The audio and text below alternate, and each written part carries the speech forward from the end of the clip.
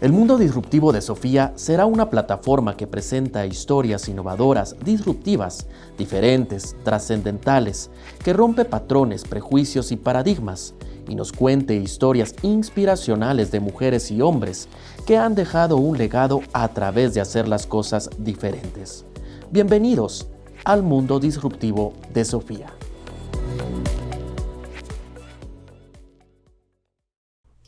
Hola, mi nombre es Sofía Hegel y hoy estamos en un episodio más de El Mundo Disruptivo de Sofía. Esta plataforma se generó en alianza con República con el objetivo de contar historias inspiradoras que marcan la diferencia, historias de hombres y mujeres de éxito guatemaltecos que no solo han sido disruptivos, innovadores y creativos, sino que además a partir de muchos aprendizajes de fracasos, éxitos, logros y aprendizajes han podido no solo escalar, sino que impactar otras vidas y generar ideas disruptivas que realmente hacen la diferencia. Y hoy tenemos el honor de estar con un director de cine guatemalteco que realmente ha tenido una trayectoria muy exitosa y sobre todo ha llevado el nombre de Guatemala en alto. Hemos tenido a muchos disruptivos aquí que de niños con padre militar en colegios muy tradicionales y siempre como que de verdad un desfaz y una gana constante de querer ser diferentes, ¿verdad? Y me identifico mucho con eso contigo. Contanos, porque creo que los retos más difíciles para los seres humanos es hacer ese brinco de ser yo auténtico a pesar de lo que pase, a pesar del bullying, a pesar de las adversidades o las realidades que esté viviendo. O sea, mencionaste ahorita que desde muy chiquito, pero no todo el mundo tiene el privilegio de dar ese salto de atreverse como tú, porque hoy vemos a un Kenneth súper seguro, súper líder, súper tajante y como muy claro de qué quiere y qué recursos tiene internos, ¿verdad? Claro. No estoy hablando de externos. ¿Quién fue esa persona que te rodeó o qué fue ese hecho o qué pasó en ese momento de niño que de ser un niño pues tan introvertido y tan solitario pasas a ser tan seguro de decir me vale madres, yo soy el de la buena nota, yo soy el que tengo el talento, yo soy el artista y sigo adelante y voy a hacer cine en Guatemala, que realmente era un reto enorme? Yo creo que es bien curioso porque mi vida ha sido una réplica siempre en espacios geosociales más pequeños y que simplemente fueron creciendo. Eh, Aprendí como que de pronto a conectar muy bien con todos, entonces todos me amaban los primeros 5 días y después me odiaban porque tal vez yo ya quería hacer lo que a mí se me da la gana. Y eso me pasó en el colegio, me pasó en la universidad en México, me pasó en Guadalajara ya como estado de México. Después me pasa en Guatemala igual, o sea, es como... me acuerdo que las primeras notas de prensa mías eran como... nos ubica en el mapa, no en el mundo, ese tipo de cosas. Y de pronto ya la misma prensa peleándose conmigo también. Entonces, y después los haters, ¿no? Entonces, o sea, siempre escalé las cosas como geosociales y porque siempre, o sea, nunca me he dejado manipular por las tendencias. No porque algo está de moda lo digo. O sea, si no estoy de acuerdo con algo, pues lo digo también. Entonces, eso lógicamente genera costras en las personas y sobre todo las personas que no tienen apertura, ¿no? Aunque te digan que tú eres el que no tienes apertura porque simplemente no te puedes adaptar a ellos, pues si piensas de una manera, pues es eso. Tuve una maestra muy interesante que estudiaba de Juilliard a los 15, que era mi maestra de piano también, que fue mi segunda maestra de piano. Y, y con ella como que conecté de una manera como más de una psicóloga a mí, en el sentido de que tal vez mis papás que no tenían tanta conexión con el arte, pues con ella sí la tenía. Entonces como que me explicaba por qué era normal tal vez cómo me sentía o cuando te sientes como outsider de muchas cosas. Y las razones por las que no conectaba con el sistema, ¿no? Porque tal vez yo quería crear nuevos sistemas. De ahí me pasaron cosas fuertes en mi vida, muertes sobre todo. Una de ellas fue la muerte de Claudina Isabel, que me pegó muchísimo a mí a los 17, 18 años, porque yo fui novio de ella antes de que estuviéramos en la universidad. Ella se fue a la USAC, yo me fui a la del Valle. Y después se creó todo este movimiento de Claudina Isabel. Entonces la conocí muy bien y fue un amor de esos que me pegó mucho en mi vida y como que una parte de mí, cuando ella la asesina, pues se muere con ella, ¿no? Entonces fueron muchas cosas las que me han ido pasando. Igual una de las cosas que me transformó mucho fue la muerte de mi hermano de cáncer en el 2016, que hace que haga septiembre. Y siempre las muertes creo que han sido momentos que crean una Y de caminos. O sea, es decir, iba para allá y ahora voy para allá por eso, ¿no? Porque como que me descubro y trato de explorar otras cosas. Y creo que la constancia, he sido un hombre muy, muy constante y me tocó hacer cosas de muy joven, ¿no? Me parece interesante que de una muerte que al final muchas personas lo ven como algo negativo, una pérdida, algo doloroso, has sacado algo bueno, ¿verdad? Porque has seguido adelante y has sacado fruto, o sea, de la muerte de un hermano en septiembre que al final nos dejó una lección a muchos. Eh, ¿Has logrado separar en tus direcciones, en tus creaciones, en tus disrupciones, tu vida personal del mundo profesional o hay un, una pincelada ahí en cada película, en cada producción tuya del Kenneth Muller interno, humano, personal?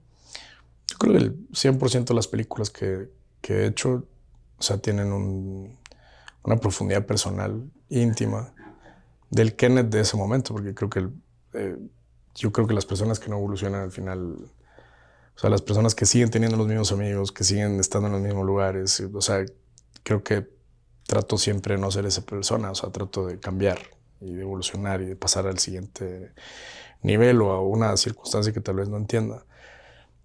Todas mis películas son muy personales de distintos puntos de vista. La primera era un thriller de suspenso, pero también enmarcaba mis miedos, ¿no? La segunda película era la historia de mi hermano, pero las mezclé con las dos historias de mi hermano, uno que era sordo y el otro que había fallecido de cáncer. Y a raíz de eso hice una ficción. Después Nevaj, que de cierta manera dicen que siempre uno cuenta la misma película varias veces. En estas tres películas siempre estaba alguien persiguiendo a alguien. En este caso la guerrilla persiguiendo a un campesino. Y después hago Gol de Plata, que de cierta manera me identifica de muchas maneras también, porque es un ser humano que también va contra la corriente, un ser humano con una familia grande, muy parecida a la mía también, con distintas maneras de vivir, tal vez por la época, pero que me conectó mucho. O sea, para entenderla, básicamente recurrí a mi vida, a mi pasado y a mi infancia, ¿no? Entonces, que a pesar de que la gente pensó que iba a ser una película como más comercial, traté de ahondar en la profundidad del ser humano más que en el fútbol, ¿no? Entonces me decían, oye, pero queríamos ver fútbol. Y yo, pues, es que creo que puedo haber sido tenista, puedo haber sido basquetbolista, pero a mí lo que me interesaba era la condición humana del personaje. Entonces sí trato de ir muy a lo personal. Me ha costado mucho separar mi vida personal del trabajo, porque la verdad es que siento que cuando estoy trabajando me deprimo muy cabrón, porque siento que no tengo como un sentido de ser. He sacrificado mucho mi vida personal. Estoy muy ocupado, como te podrás dar cuenta.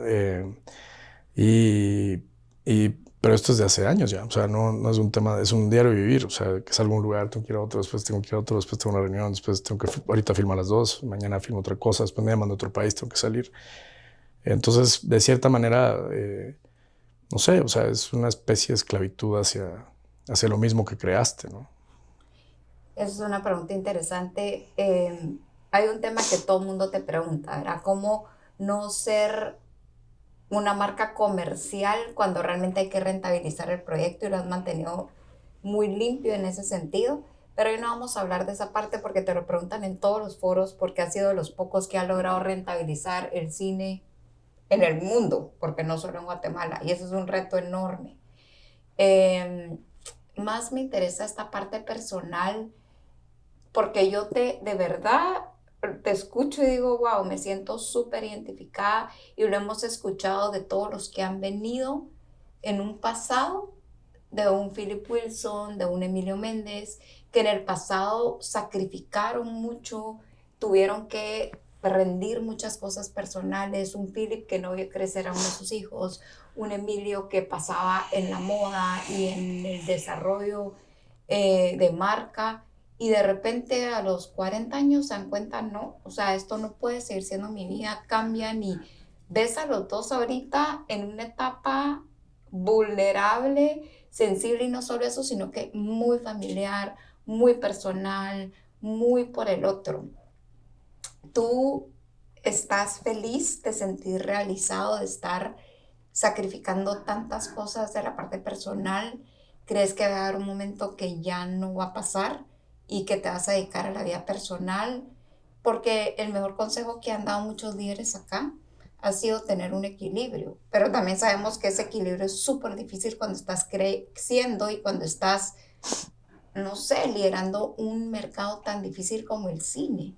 Eh, ¿Qué has pensado de eso? Y va a llegar un momento que Kenneth se va a salir un poco de esto, porque definitivamente vas a tener que renunciar a algunas cosas para migrar a otras. Yo creo que hay distintas industrias de la vida y me metí en una industria que es global. Es una donde no estoy compitiendo contra otro chapín, sino que estás compitiendo contra el mundo. Y desde ese punto de vista creo que tomé una decisión desde hace mucho tiempo. Entonces, cuando vuelvo a ver al Kenneth de 19 años que sacrificó, que luchó, que dejó tantas cosas, a su familia, a las comodidades, a todo eso, creo que me siento comprometido con él a ser fiel a eso. Entonces, sí, tal vez en algún momento tendré alguna familia o en algún momento me casaré o tendré novia o lo que sea, pero creo que soy una persona muy ambiciosa en ese sentido y que creo que falta mucho por trabajar y creo que podría llegar a los 70 haciendo lo mismo. O sea, no veo o sea, al contrario, creo que voy a trabajar más. Porque así se va convirtiendo en una cosa, te va llevando a la otra. Y el problema en esto es que eres tan bueno como lo último que haces, no de las glorias del pasado. Entonces, esa constancia pues necesita trabajo, necesita disciplina, necesita tiempo. Entonces veo difícil lo que me comentas y tampoco siento una necesidad por hacerlo, ¿no? Tal vez este es mi momento más familiar que he tenido en mi vida porque regresé a mi país un rato para estar con mis padres, para estar con mis hermanos y aún así me cuesta verlos, pero tal vez estoy en esa etapa más familiar, si lo quiero ver así, pero sí estoy muy enfocado en el objetivo, ¿no? Bueno, yo tengo una pregunta, pero la verdad es que es difícil ver cómo alguien tan líder, tan disruptivo, también hay una parte sensible que sí, ahí está, ¿verdad? Pero también ha sido alguien que ha definido muy bien su mensaje y ha sido como muy tajante en eso, de llevar ese mensaje y va a ir a favor o en contra de la corriente. ¿Qué mensaje quisieras dejarle al mundo? ¿O realmente sí es un Kenneth auténtico y eso te basta? Porque no sé si estás consciente o no de que has impactado a mucha gente. O sea, mucha gente que dijeran los gringos, they look up to you, de lo que has logrado. ¿Lo estás haciendo consciente o si quieres dejar un legado, un mensaje, o simplemente vas a seguir creando y que la gente siga admirando esa buena labor que has hecho? Yo creo que cada paso que haces y cada oportunidad que tienes, pues es una responsabilidad que impacta gente, ¿no? Cuando tú pones, a mí me da risa porque la gente dice, no, es que el director se lleva las palmas, el director no sé qué, el director aparece y los demás tal vez, que son 140 personas, tal vez no. Pero de la misma manera, si algo no sale bien, tú también eres el culpable, tú también eres el responsable y tú también lo hiciste mal y tú también hiciste que todo se cayera. Entonces, o sea, como que el peso que llevas en tus hombros, lo único que te hace es pensar en que lo que vas a hacer es lo mejor que puedes hacer. O sea, y es la manera en la que vivo día a día. O sea, por más mínimo, micro, producción pequeña, grande, de sets de 200 personas, de 300 personas, de miles de dólares, de muy poco presupuesto. O sea, con lo que tengo que tratar de hacerlo mejor, creo yo, ¿no? Entonces, yo trabajo por esa línea. Trato de ser un artista como lo que a mí me enseñaron a ser artista, no... es que voy a hablar de este tema porque está de moda. O sea, es que voy a tocar este tema porque está trending, ¿no? O sea, yo trato de hablar de lo que las pocas personas se atreven a hablar, porque para eso se hizo el arte también, o sea, o en eso se fue convirtiendo, o sea, es una expresión del ser humano de sacar las cosas que de cierta manera trascienden sobre nuestras vidas, son reflejos de la humanidad y que se quedan atrapados en el tiempo. Entonces trato de ser genuino con eso, congruente con eso, y no haría cosas en las cuales no me sintiera honesto con esas películas ni con las cosas que hago. Buenísimo. Vamos a llegar a una parte, bueno, yo quisiera que nos contaras un poco de tu familia. ¿Cómo ha sido tu familia? ¿Qué tanto impacto han tenido tus papás, tus hermanos? ¿Eran unidos, no? ¿O era más con una abuela, era más con un tío? ¿Cómo ha sido la dinámica familiar hasta el momento? Pues en mi familia como núcleo éramos 5, yo soy el más pequeño. Entonces, de cierta manera, y con cierta diferencia de edad, entonces de cierta manera con consentido en principio.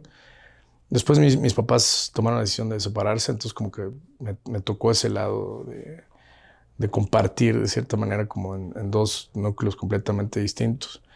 Han influido muchísimo, o sea, yo creo que los papás y la manera en la que piensan influyen muchísimo y cargas con eso, ¿no? Ahora, lo más importante es entender que no eres ellos y que tienes una propia voz.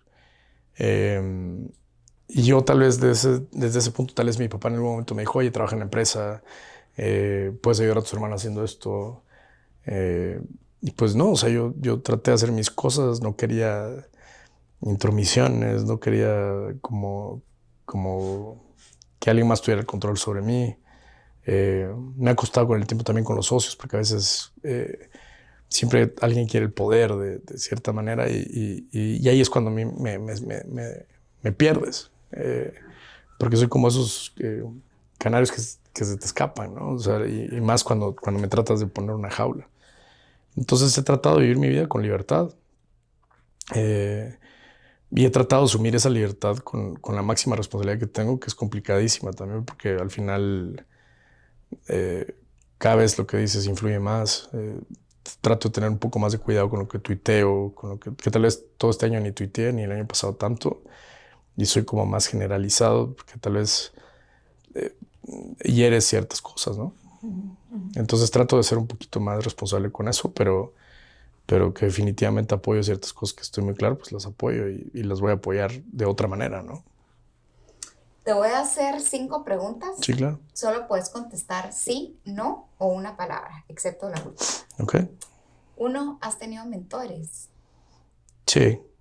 2, ¿te has enamorado? Sí. 3, ¿cuál es tu ciudad preferida? La Habana. 4, ¿tu comida preferida? El tartar de carne. 5, si estuvieras en algún lugar con quien quieras, como quieras, cuando quieras, ¿dónde estarías? ¿Estarías en una playa produciendo cine, en la sala de tu casa, En un bosque, tal vez. haciendo? Nada. ¿Quiénes están ahí? No sé, me gusta mi soledad también. ¿Qué te rodea? ¿Y qué ves y qué estás respirando, viendo? El color, la madera, la música, el vino, el silencio también. ¿Ya has estado ahí? Sí. ¿Es Guatemala? No. Ok. Pues no sé si quieres dar un último mensaje porque veo un Kenneth muy definido, pero estás impactando muchas vidas, no sé si consciente o inconscientemente. Atrás de bambalinas en este estudio tenemos a alguien que te admira mucho hace mucho tiempo. Vale. Y que te quería conocer, pero ¿qué quisieras dejar ese último mensaje, ese último llamado, ese último legado que quisieras dejar en este espacio? Yo creo, primero que nada, comprender que todos venimos a crear un camino, ¿no? Y el camino que yo estoy recorriendo no tiene que ver con el que alguien más tenga que recorrer necesariamente para alcanzar cosas. Todos tenemos caminos diferentes y hay veces que nosotros tenemos la ilusión de seguir el camino de alguien más cuando ni siquiera nuestros países o nuestras oportunidades o la manera en la que nuestro circuito alrededor se crea, puede ser. Almodóvar decía que lo peor que le podía pasar era que alguien lo tratara de imitar, porque era como tratar de imitarlo a él como ser humano.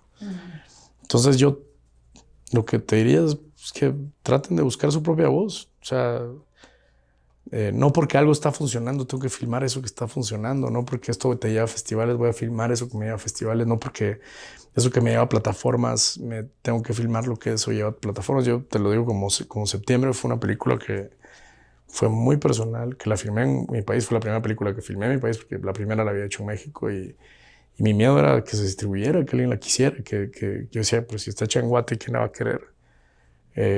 Y funcionó porque era muy personal, era muy íntima, era mi casa, era mi mundo, mi lenguaje.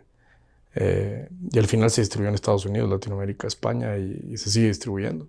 Entonces es una película que lleva 9 años de distribución por confiar en un sueño que estaba dentro de mí, muy adentro. Entonces a veces perdemos como la guía cuando comenzamos a ver nuestro entorno y dejamos de creer en nosotros. Y sobre todo porque yo he tenido agentes que me dicen no se va a vender, no se va a lograr, esa película no funciona, y siempre aparece algo más grande y te lo compra, ¿no? o se lo lleva.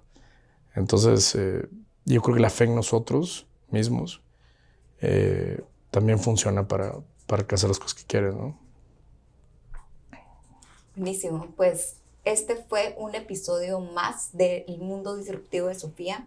Si quieren escuchar de Kenneth Müller, de cómo fue su pasado, sus mejores aprendizajes, qué legado está dejando, pues esta entrevista definitivamente es para ustedes. No me queda más que decirte gracias por acompañarnos, gracias por poder venir a pesar de la apretada agenda que sabemos que siempre has tenido. Y bueno, te deseamos lo mejor y las puertas de República y de todas las plataformas de Sofía Hegel siempre van a estar abiertas para ti, para celebrar y aplaudir todos los logros que has tenido, estás teniendo y seguramente vas a tener. Pues muchas gracias. Gracias por la oportunidad de compartir un poquito.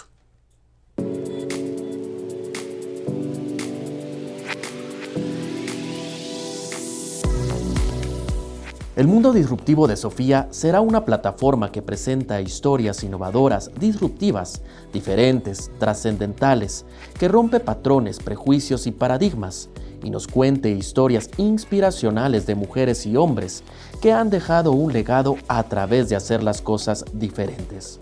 Bienvenidos al Mundo Disruptivo de Sofía.